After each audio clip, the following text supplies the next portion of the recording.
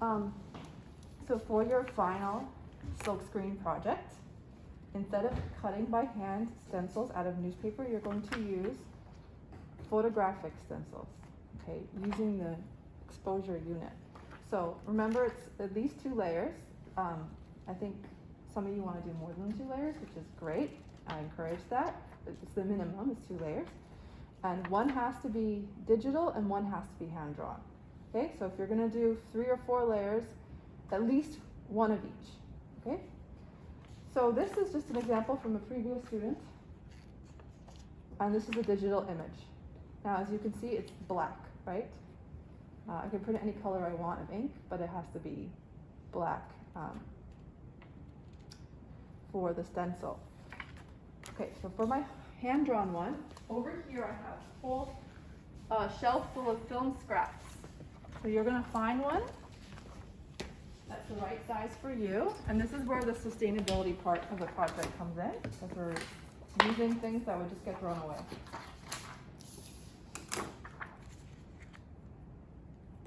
Okay, and for this, you can draw what you want. It can be details. You can also use a paintbrush to get a big area.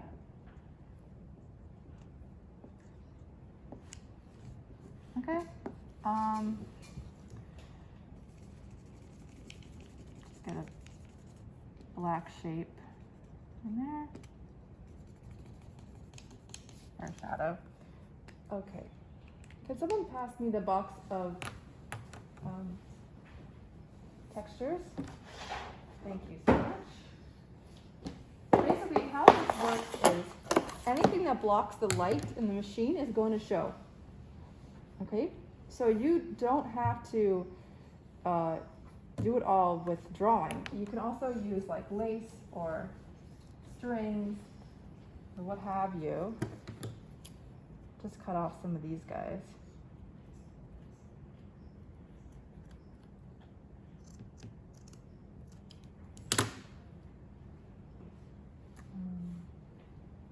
I don't know, where do you think it should go? In the tree? On the ground? Yeah, on the ground. Okay. How come it would transfer if it's not blocked? As long as it blocks the light. A little light's coming through, but could be interesting. So basically how this works is you scoop coat your screen by covering it in this stuff called photo emulsion. It's a green liquid, and I'm going to show you that in a minute. Then you let it dry. Then you put it into the machine, and the machine is going to blast it with UV light. Wherever the light hits it, it hardens it. Wherever it doesn't hit it, it stays soft. And then when you take it out, you wash it, the soft stuff flows away, but the hard stuff stays. So anything that blocks the light will keep it soft. You can use objects. I will tell you that for some reason blue Sharpie does not block the light, but red does. So the color actually matters, but black also blocks it. So I just stick with black because for me it's a little bit easier to see than blue or red. But you can also use red if you happen to have a red Sharpie. So once you have your 2 films, this is what you're going to expose onto your screen, okay? And they're each going to be a different color. All right, the next thing we have to do now is scoop coat the screen. So we're going to go into the dark room, and I'm going to show you how to do that. But I have some already previously made by Nora screens ready to go because it takes time for it to dry. You can't just scoop coat it and take it out. It needs 3 hours to dry without a fan, or 1.5 hours in front of a fan. If you put it in front of a fan, though, you have to put the fan in the room. You can't bring it out here for this fan because it'll. This one? Yeah, we can move the black fan into the other room when it's the day that we're all like scoop coating. We can move it in there. Right, now we're gonna go in and scoop coat the screen. So for that, I need a scoop coater. I need a screen. I need the scooper, like a ladle, and some cards. So get ready. First, I want to get the screen up against this board here because I want to put pressure to it and I want it to be secure on the board to press back. If you have it too far out, it could kind of like slide or not give enough pressure. Okay, now I have to get the photo emulsion. It is in the refrigerator right here. In the fridge.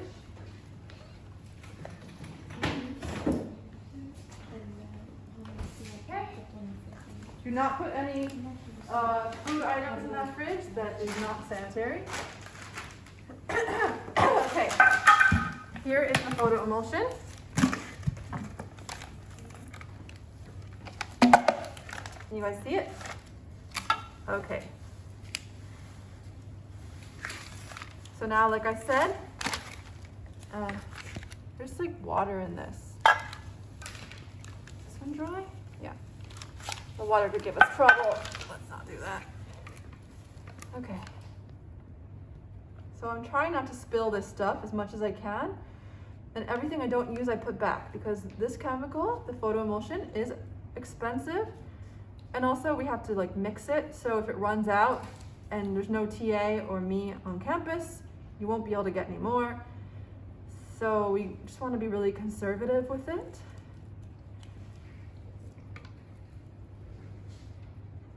So don't dump it down the drain, right? Put as much back as you can. So you need about 2 scoops. It's better to do too little than, no, sorry. It's better to do too much than too little because you can always put back the extra. Okay, put this over here. It's out of the way. You want everything out of the way when you're doing this so that nothing's getting under your feet.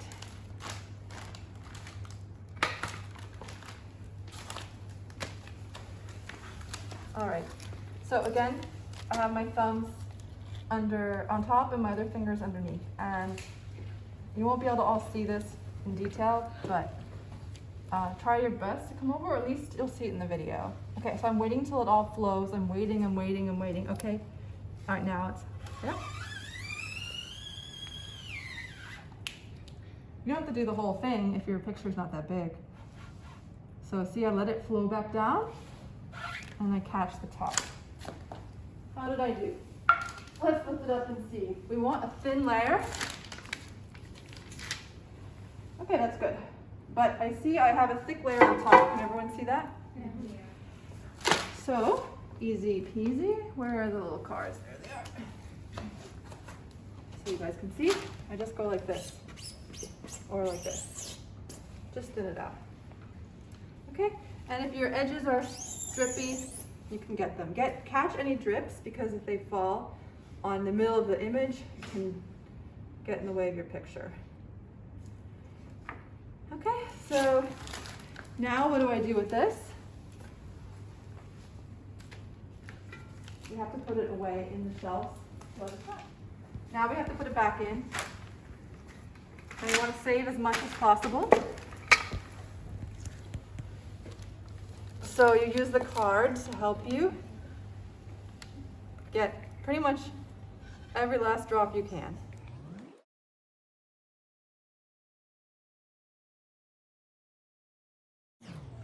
That's the best we can do. This goes back in the fridge, and we take this stuff out to clean it. All right, so let's all go back outside. Okay, we have to clean it, right? But if you leave it like this, it will get hard, and then it's very annoying to clean off. So please, whatever you do, don't just leave it like this.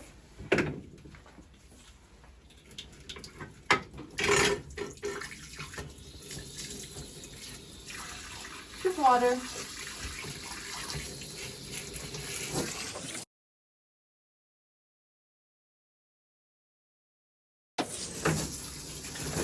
Some of it's old from before, so not much I can do right now. Okay, I'll turn it on. Please, when you're done for the day, or when you're done exposing, turn this off, because it can get overheated and it can die, it can run out of, light, so don't want that to happen. Don't touch these here, leave them alone, okay? It should turn on, it should be stuck on, so that way it just turns on automatically when you turn this on. All right, now we gotta put our films face up. So you probably want to tape these down, or they might move, but I'm not gonna worry too much. Just an example. Okay. We put it like this, face up. So showing how you want it to print. It should look normal. It's actually not backwards. This is the one time it's not backwards. It's a little tricky. When you make your films, they're right reading. Okay, let's put the screen on top. We go the other way, like that. Yeah, that's good. Try to. That's fine. Okay, where should you put it on there? The biggest no-no is getting it too close to the edge. So you want as far away from the edge as possible as you can, but you also want it to be reachable when you're printing. So when I print this layer, I can print from here. When I print this layer, I can print from here. Okay, now we can't just do it like this because you need a tight contact, and the vacuum in here doesn't work that well. So what we found works is putting on weights. Can you help me by holding this up? Okay, so I have them. I had like, yeah, so we'll take these boards, actually, put them on top like this.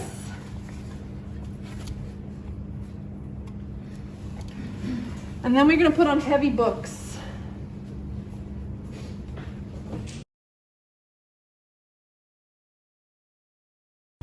Okay, that's good. I'm gonna put this on. Watch your fingers when you put it down. See how I'm holding it? I don't have my fingers underneath, okay? I'm gonna clamp it. And we've been finding you can do 3 or 4 minutes. Doesn't really matter. Let's do, wanna do 4?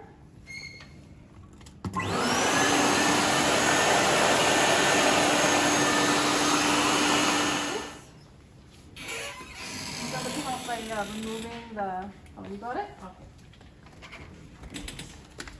That's a lot for you to do, because someone, I'll make sure you have a good handle on that. Okay. Now, you pick it up. Take off your film, because the next person needs to use it.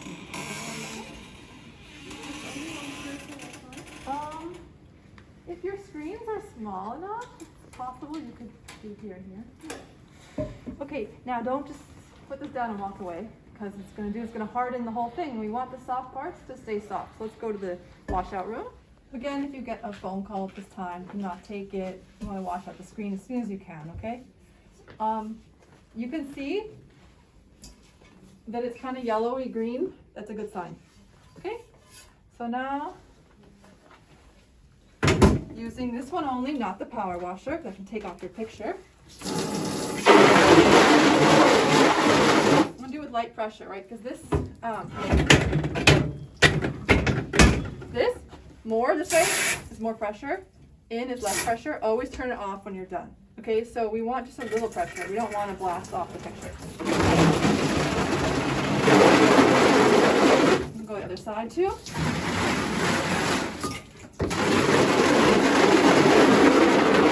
And don't stop now. See, it has to all look like that. Now the only way to know when it's done is to hold it up to the light. Yay. Please bring in these. You'll need at least 2, right? But you might want more, depending on how many colors you're doing. So start saving them now. Okay, you're also welcome to use any color that exists already. That's not a problem. But you can mix one if you want like the perfect color, okay? So any of these are just like plain colors that you can use.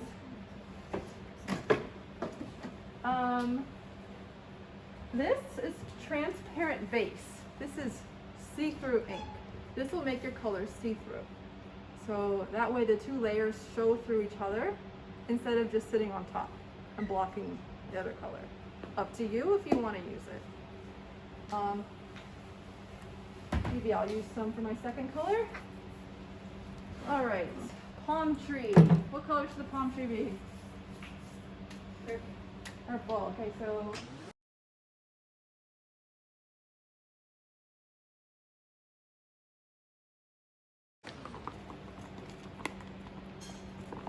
okay, you want to get it perfectly mixed so that you don't have streaks, right? You want to put these lids back on? You know what? Why not? I'm going to add some of this purple to it.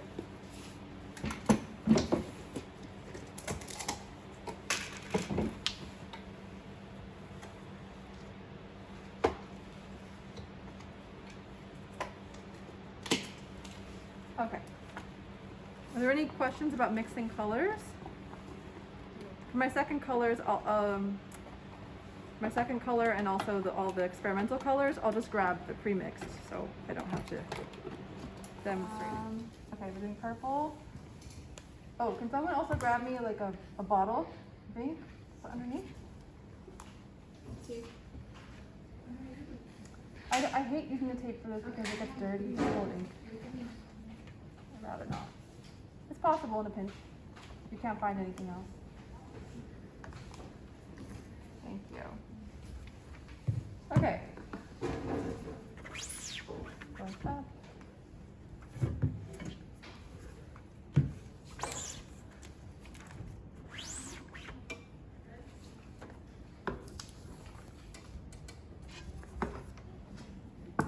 Okay, now we're doing our addition first.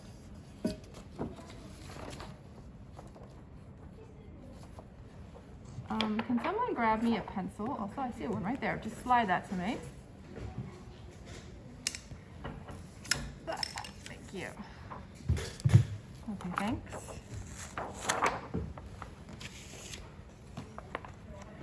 You can draw like little marks on the table so you know where to put it. Or you can put tape there.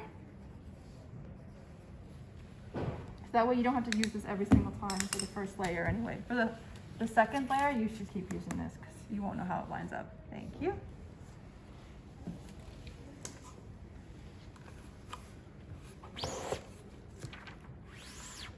Hold this again.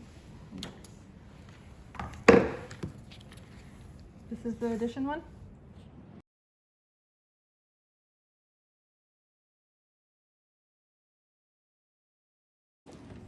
All right, I can see in all three of them I have a little dot there. If I had noticed that on time, so you should take a second when you're printing to actually look. You can just put some tape over it. Some purple. Just the rag, no cleaning, washing. Like a little bit of water on the rag. Yeah. Oh, and there's no glue there. I have the black one. Since these are different sizes, I can't really go by the registration marks that I made, so I should use this. And now, since I'm experimenting, I'm gonna go diagonal. Okay.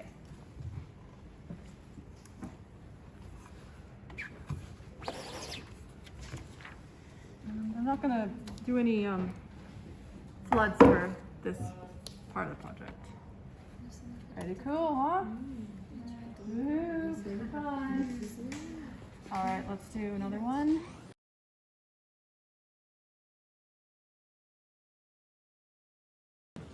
Now you can also do double printing with experimentals.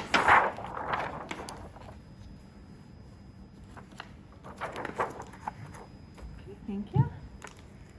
Let's just scoop this.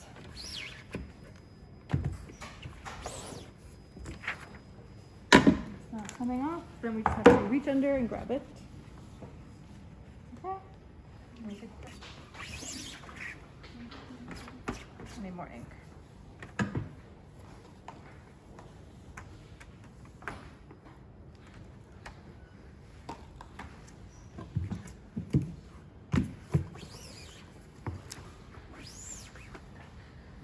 Okay, so that's what that looks like. You can see the texture of the lace, kind of interesting. Okay, addition, where's the addition? Can someone grab the addition from the drawing rack for me?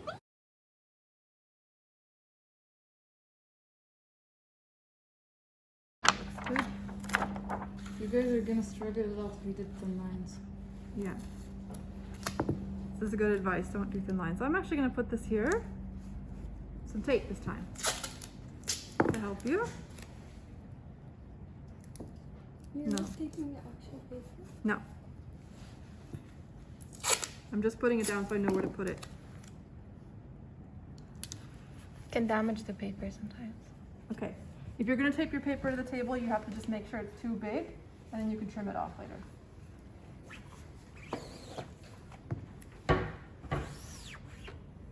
Okay.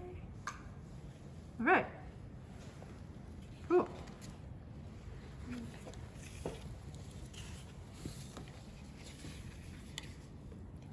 Now, don't just trust your registration marks blindly. Do a double check, right? Because see, it's a little off. So basically you need to use the Mylar to check.